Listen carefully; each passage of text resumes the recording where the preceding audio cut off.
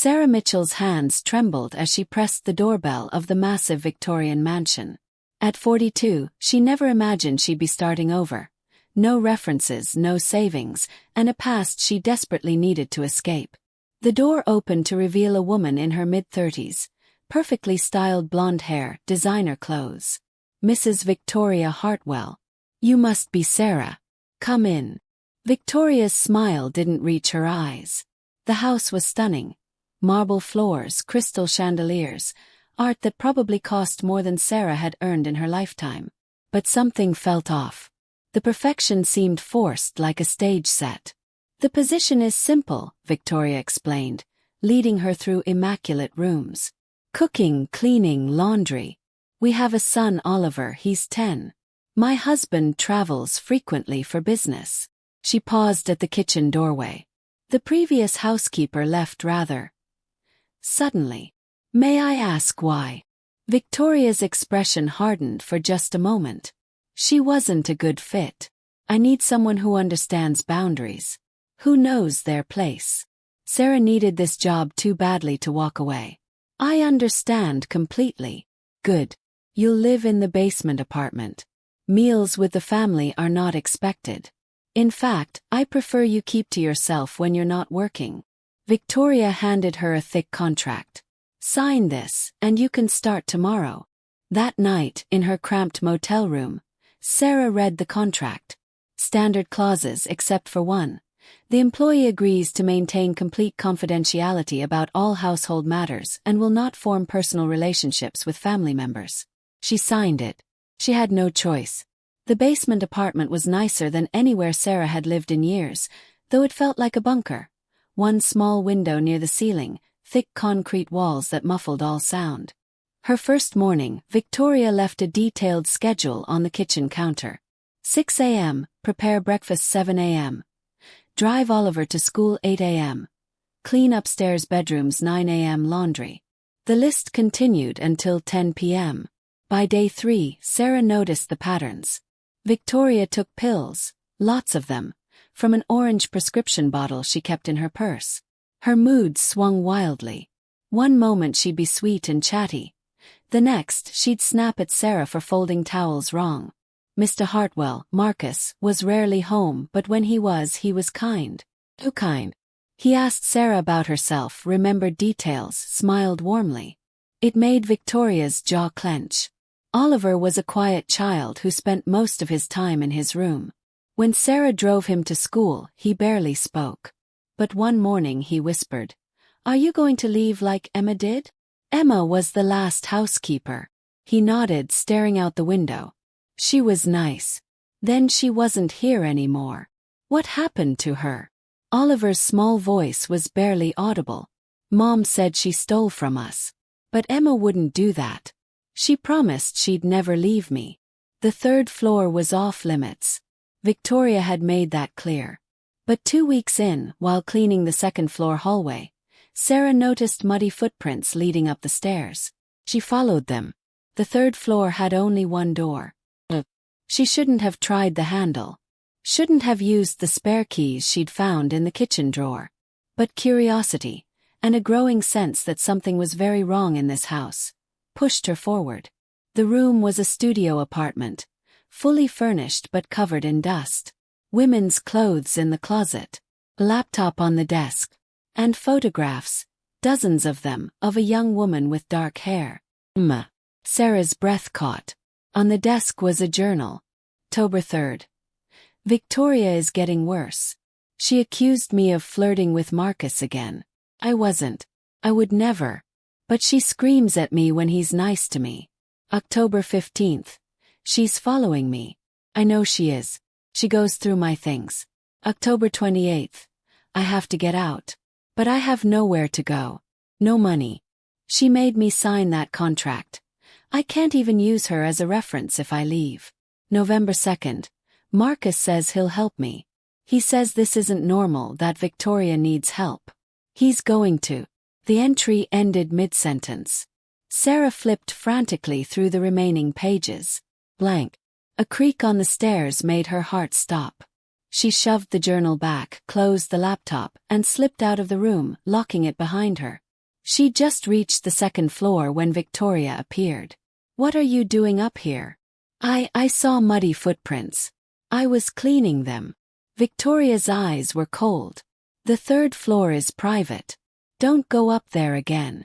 Marcus started coming home more often. "Victoria's not well," he confided to Sarah one evening while his wife was upstairs.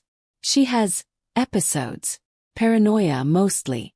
Her therapist says it's getting worse. The pills she takes. Anxiety, depression. She refuses to take them consistently." He ran his hand through his hair, exhausted. "I stay away because being here makes it worse. She gets jealous, suspicious. But Oliver needs me." Sarah wanted to ask about Emma but couldn't without revealing she'd been in the forbidden room. "You're good with Oliver," Marcus continued. "He likes you." He hasn't smiled this much in months. That was the problem. Sarah was growing attached to the sad little boy. And she could feel Victoria's resentment building like a pressure system before a storm. One night, Victoria cornered her in the kitchen. "I see the way he looks at you. Mrs. Hartwell, I assure you. You think you're special. You think you're different from Emma." Victoria's laugh was sharp. She thought that too.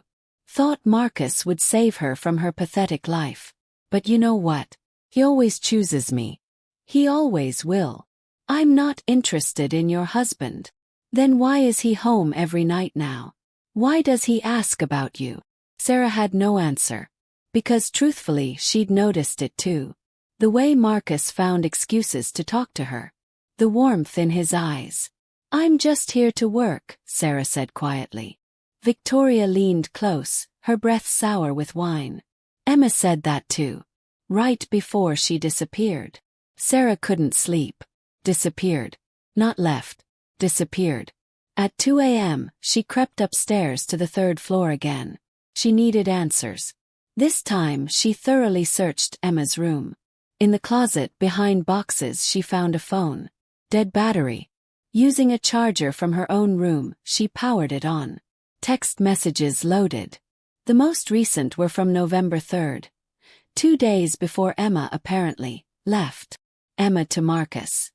"Are you sure about this? What if she finds out?" Marcus to Emma. "She won't. Meet me at the address I gave you. Midnight. We'll leave together." Emma to Marcus. "I'm scared." Marcus to Emma. "Trust me. I'm getting you out of here." No messages after that. Sarah's hand shook. She checked Emma's call history. The last call was to 911, at 11:47 p.m. on November 3rd. Duration: midnight. Call that didn't connect. She opened the photo gallery. Recent photos showed Emma's face. A black eye, fingerprint bruises on her arm. And screenshots. Screenshots of Victoria's prescription bottles. Not anxiety medication. Antipsychotics. Heavy-duty ones. The last photo made Sarah's blood run cold.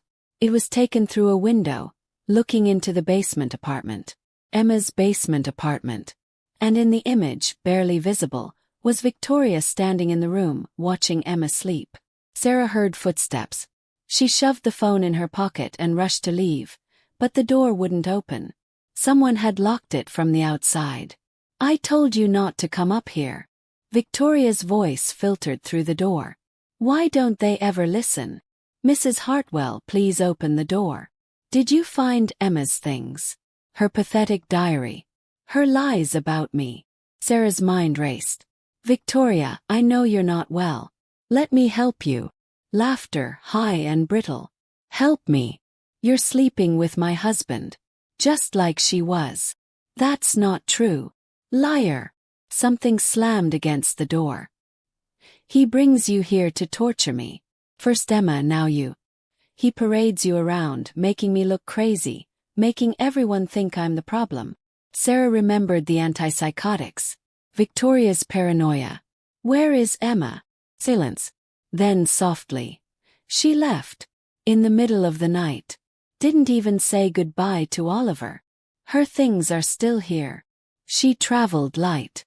Like you." Sarah pulled out the phone. She tried to call 911. More silence. When Victoria spoke again, her voice had changed.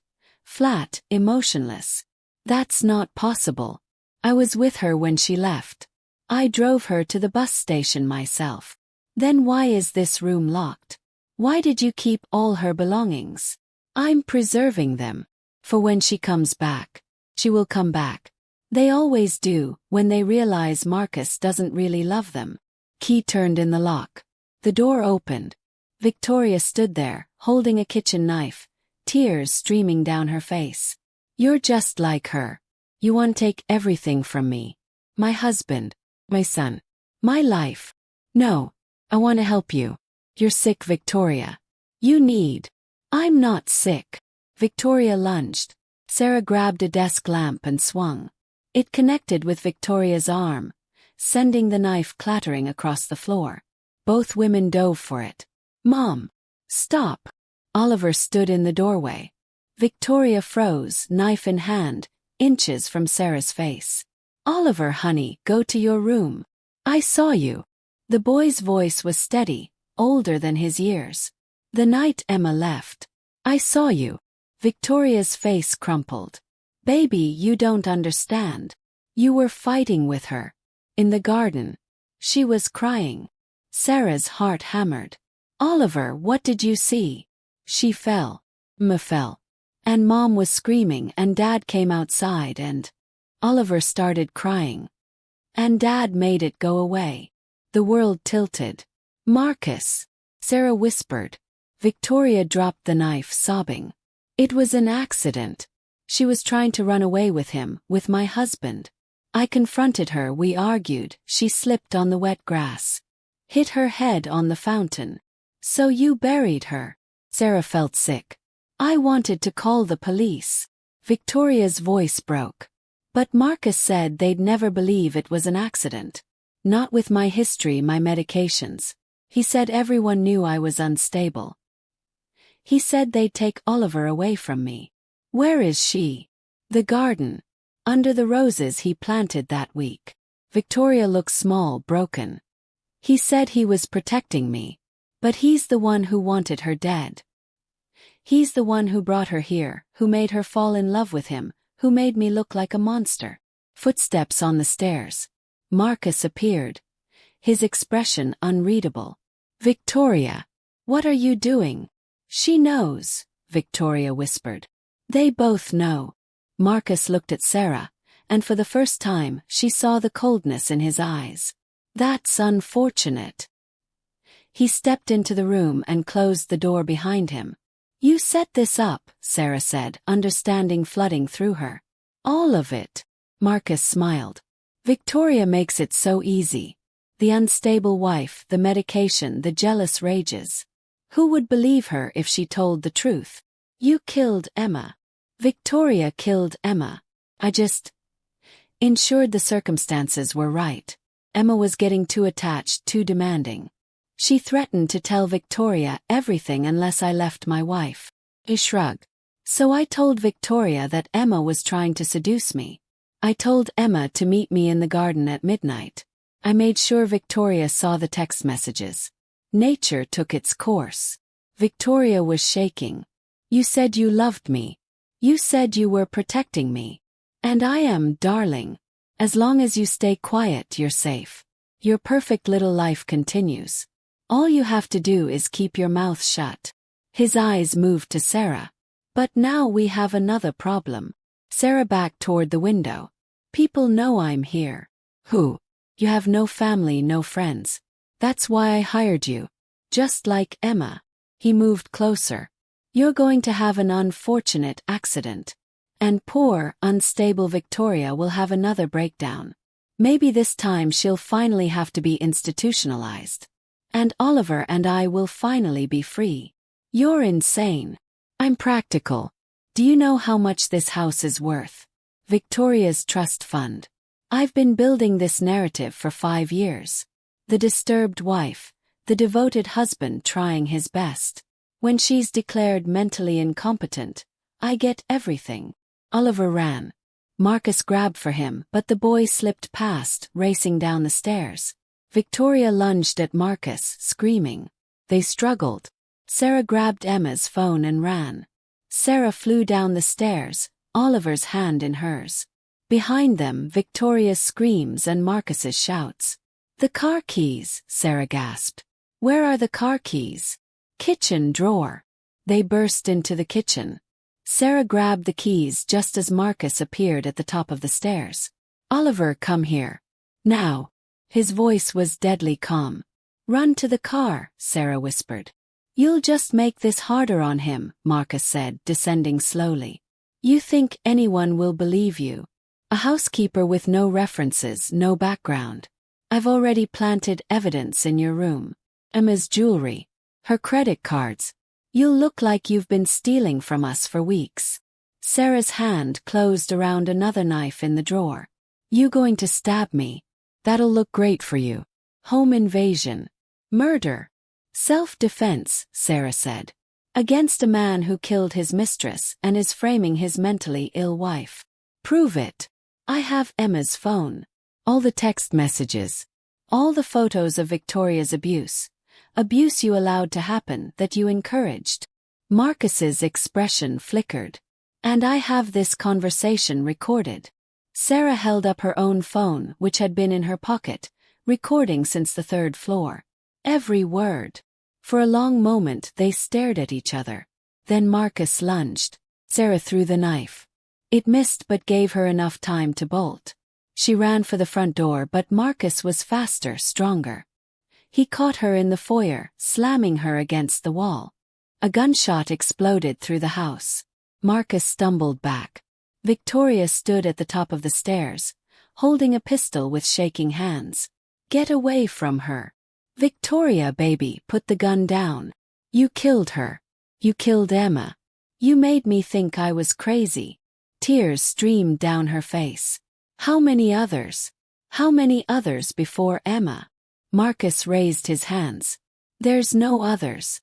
Victoria, please. The first housekeeper. Margaret. She quit too, remember? And the nanny before that." Sarah stared. "How many?" "Victoria's imagining things," Marcus said. "She's having an episode." "4," Victoria whispered. "4 women in 6 years. And I believed every lie. Every explanation." Sirens wailed in the distance. Oliver had called 911 from the neighbor's house. Marcus's face twisted. He charged at Victoria. The second shot didn't miss. 3 months later, Sarah sat in a coffee shop across from Detective Laura Morrison. "The DA is pleased with your testimony," Detective Morrison said. "Between the recording, Emma's phone, and the forensic evidence from the garden, it's airtight. They'd found Emma buried exactly where Victoria said. The autopsy confirmed blunt force trauma to the head, consistent with a fall. But the text messages proved Marcus had engineered the entire confrontation. They'd also found evidence of the others Victoria mentioned. Margaret Chen buried under the patio. Sophie Ramirez, whose disappearance had been written off as an undocumented worker returning to Mexico. All women Marcus had hired, seduced, and then eliminated when they became inconvenient, using his wife's mental illness as cover. "How's Victoria?" Sarah asked. "In treatment. Residential facility. Once she started proper medication and therapy." Detective Morrison shrugged. "Her lawyer thinks she'll avoid jail time. The abuse she suffered, the psychological manipulation. It's clear she was a victim too. And Oliver. With Victoria's sister. They're letting Victoria have supervised visits. The kid's resilient." Sarah thought about the quiet boy who'd been brave enough to speak up when it mattered. "What about you?" the detective asked. "What's next?" Sarah smiled. She had a new job, a small apartment, a fresh start. A real one this time. "I'm going to be okay." That night, Sarah received a letter. Victoria's handwriting, shaky but clear. "Dear Sarah, thank you for not running. For believing me when I couldn't believe myself. For being brave enough to see the truth. I spent years thinking I was broken, crazy, worthless. Marcus made me believe that. He chose women like us, women who were vulnerable, isolated, desperate, because he knew we'd be easy to control. easy to discard. But you fought back. You survived. And you saved my son. Emma deserved better. They all did. I'll spend the rest of my life making amends for my part in their deaths. Even if I was manipulated. But you deserve everything. Don't let this define you. Don't let him win. Be free. Victoria. Sarah folded the letter and placed it in her journal, next to her own notes about the experience. She'd been writing her story, processing the trauma, finding her voice. One day maybe she'd publish it. Maybe it would help someone else recognize the signs. The perfect household with dark secrets. The charming predator. The scapegoated wife. The silenced victims. For now, she was just grateful to be alive. And she would never ignore her instincts again. If you or someone you know is experiencing abuse at home or in a work situation, please speak up. Justice and support are possible, and survivors deserve care, not silence.